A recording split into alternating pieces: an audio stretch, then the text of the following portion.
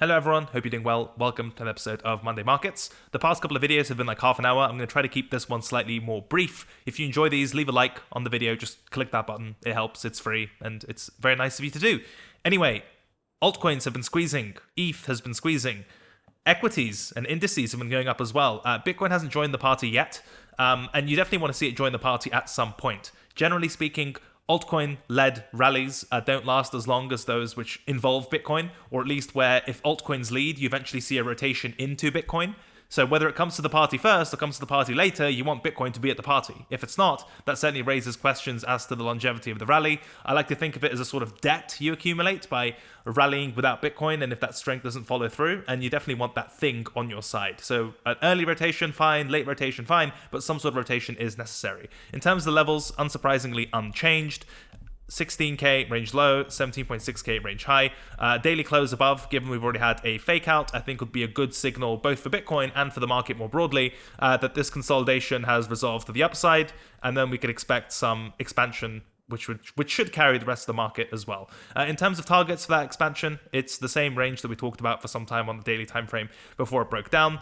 This consolidation between 19k and 22, 23k or thereabouts. And the first trouble area would be the bottom side of that range at 19k. So there's what you've got to look forward to. Again, for the time being, the 17.6k range high is still resistance. It might serve as a decent kind of aggressive take profit on some of the more speculative positions, but a daily close above would likely cement the case for continuation, or at least give you a very clear invalidation if continuation doesn't come through. So still range bound, looking better, obviously, but you want it to join the party, and that would mean a breakout from this consolidation, daily close above 17.6, and then we can simply trade and eye the next consolidation, looking at it one level at a time, starting with 19k. That's BTC.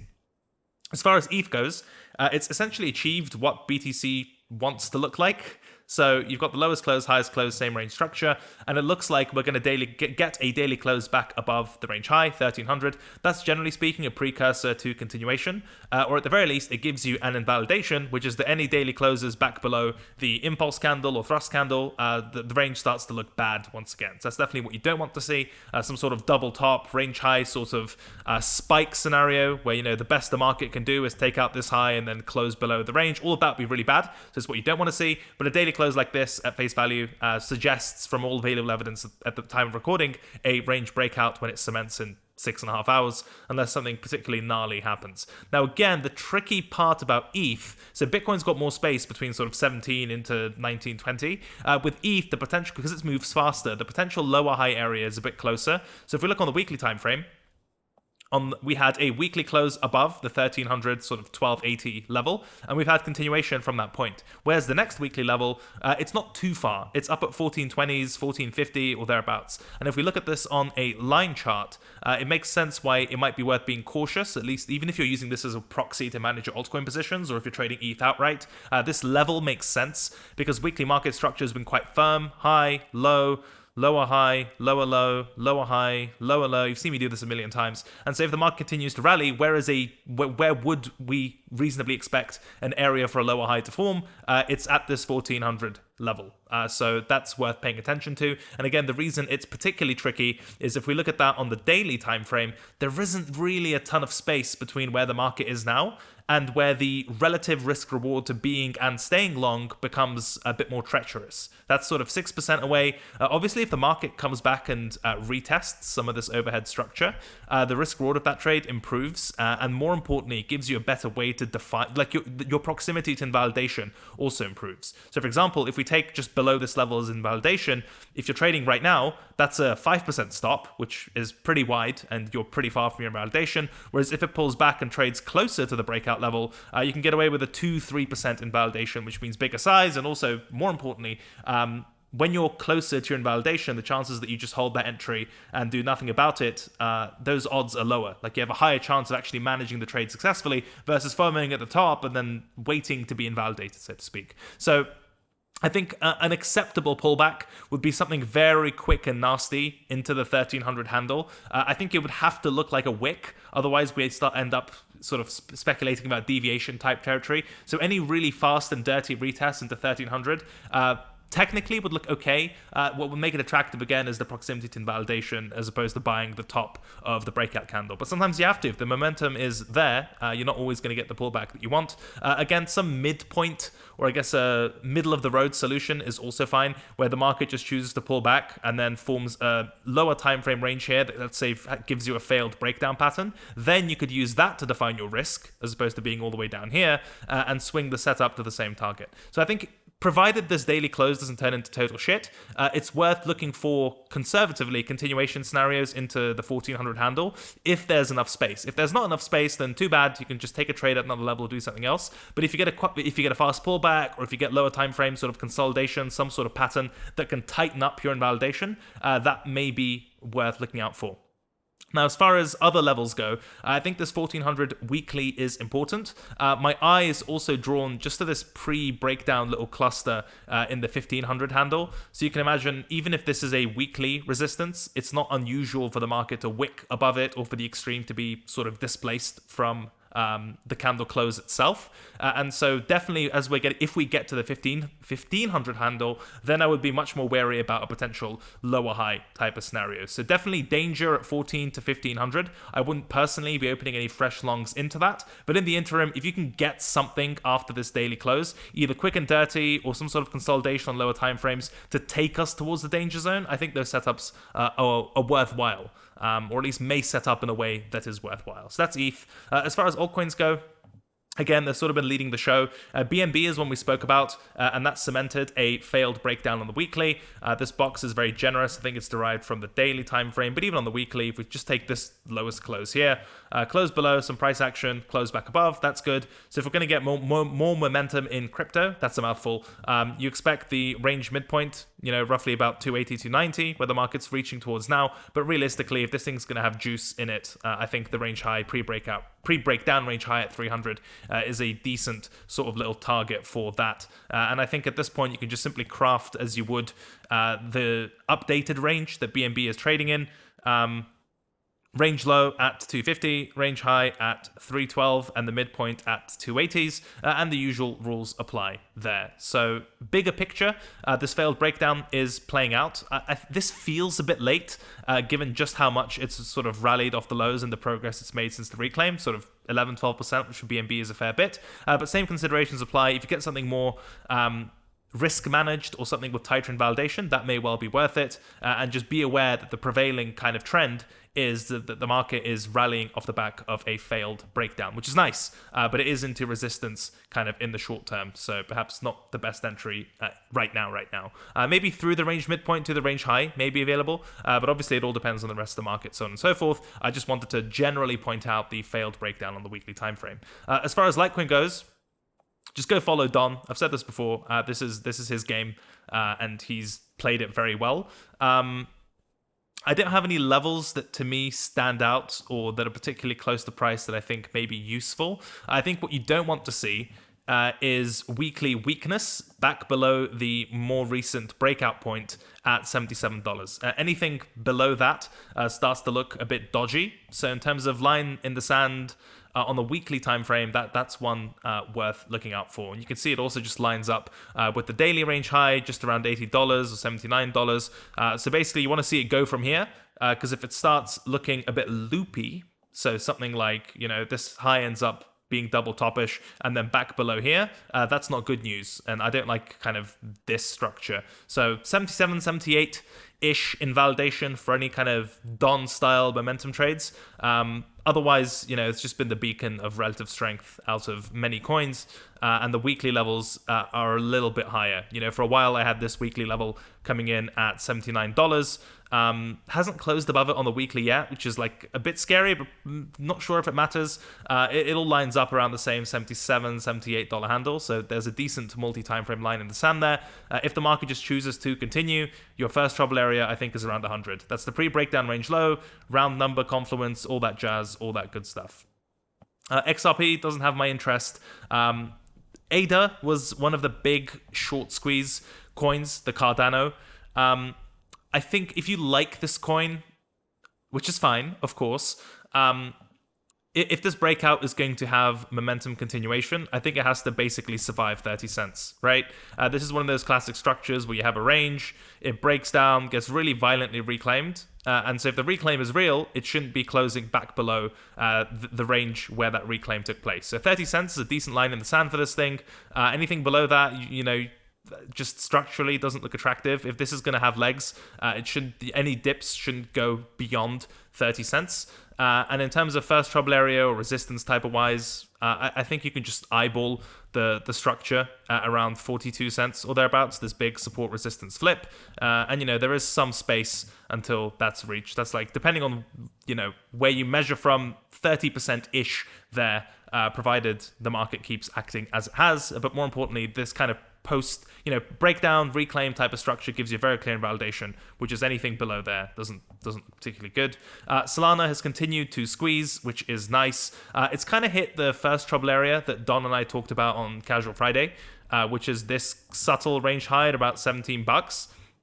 I think if you're going to trade this thing, it's a very similar consideration to Cardano, which is that it's now reclaimed an important range boundary, which for me starts at about the $14 handle or thereabouts, the high of this range before the breakout. So any pullbacks, ideally, if they form, shouldn't be closing below the sort of, you know, $13 to $14 handle. Otherwise, we start getting into deviation city. Otherwise, wouldn't enter it here personally. I mean, it could keep squeezing. God knows, I'm not an expert on this coin, and you can see the relative strength is very impressive. I just think a lot of these momentum setups give you very clear invalidations, and then you have to look on lower time frames to see if you're going to get an entry. A lot of the time, you're not going to get the dream entry that you want of all the way to the perfect retest and all the way to your target. You have to make do, where some of these strong breakouts just don't come back to retest.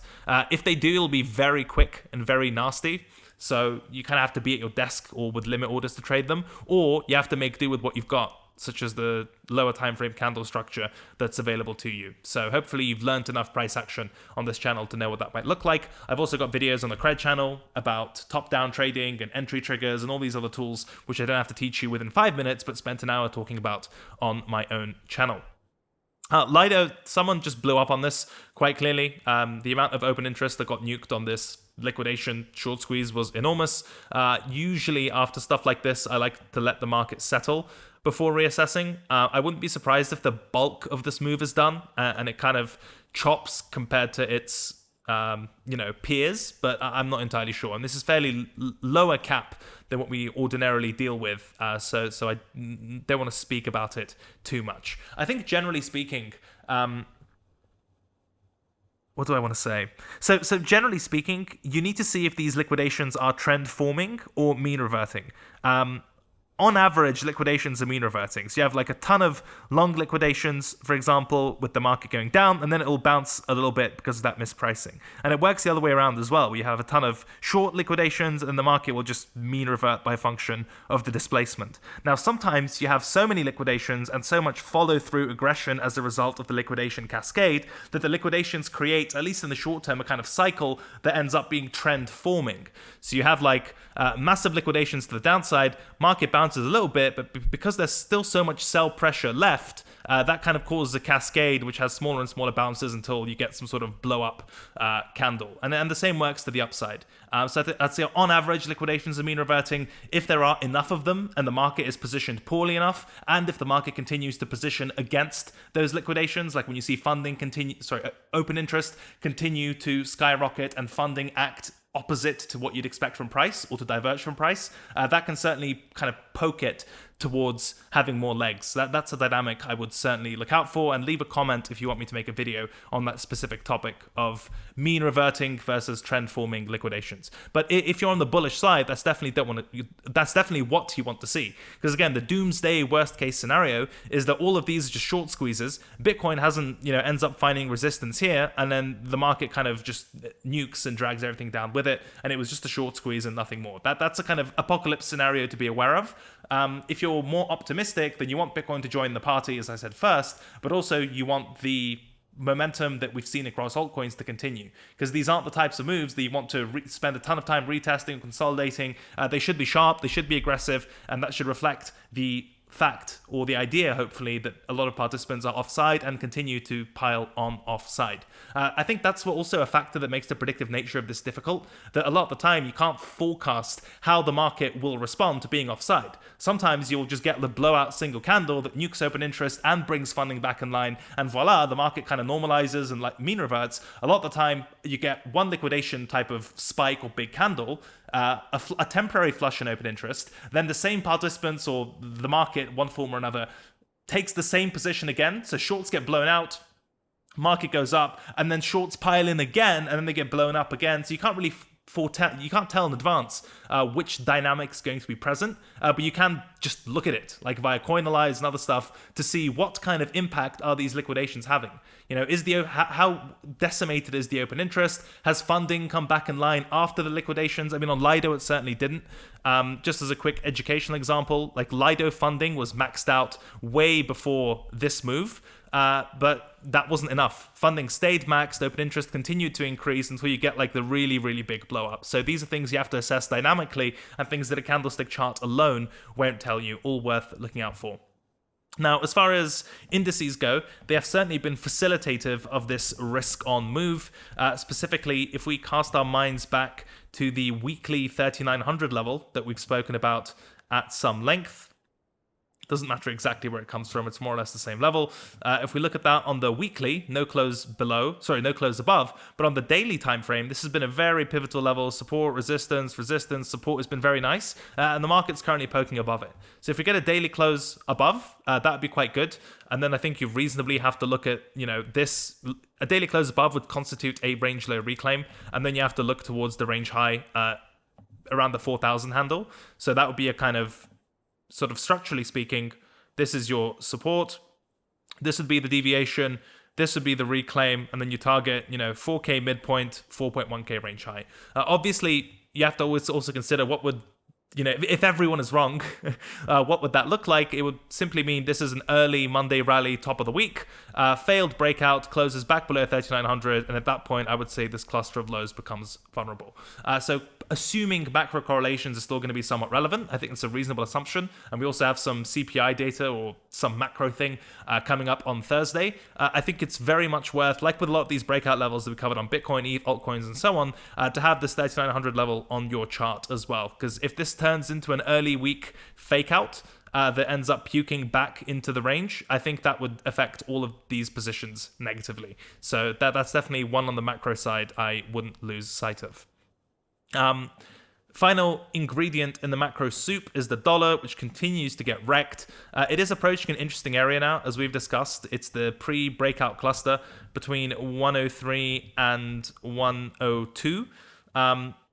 Again, nothing particularly compelling on the immediate reaction, but structurally it's very interesting because what you've got is early in the week, dollar puking through a key level, which is good for risk, and then you've also got the S&P 500 mooning through a key level, which is also good for risk. Watch out for a trap. You certainly don't want to get trapped early in the week if the market starts to look different. So for example, if the dollar finds support and ends up reclaiming its breakdown, and if indices do the opposite, which is that this breakout we have right now doesn't stick and it ends up losing that broken resistance turn support, I think a lot of these moves would start to retrace a lot more violently than we'd like. So at face value, at the moment, the ETH breakout looks positive. S&P is above 3,900. Dollar's breaking down. All of that is good. Just be aware in advance, ideally, what it would take for that not to look good or for it to unwind. For my money, that's dollar failed breakdown, S&P failed breakout, so back below 3,900 for S&P, back above sort of 103, 104 for dollar, and again, the absence of a breakout for Bitcoin or just finding resistance at 17.6. I know it sounds like one of those classic quintessential hedgy type of things. I don't have strong views at the moment. I generally try to avoid developing very strong views after a weekend impulse and then on the Monday. Hence the caution. I think it'll be more obvious sort of halfway through this week or certainly by the weekly close whether these breakdowns breakdowns in the dollar and breakout / reclaim in crypto and indices are real. But for the time being, if you're in some good momentum positions, fine. Hopefully, I make these videos to be useful. We don't get paid or anything like that.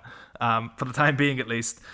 Not that that would affect the utility of these videos. Anyway, what I'm trying to say is, even if I'm not positioned, I'm not shilling you a bag or anything like that, if I can just present to you one useful takeaway that, hey, I think this is a good invalidation no matter what you're positioning, I feel that that's some value. If you agree, like the video, if you think I'm an idiot, get in the queue. That's a long list of people, myself included. Come say hi. Leave a like, subscribe. I'm going to shut up. Have an awesome week, and keep mooning it or keep dooming it. Do whatever. Just don't lose all your money on the first meaningful move in months. Thank you. Bye-bye. Good luck.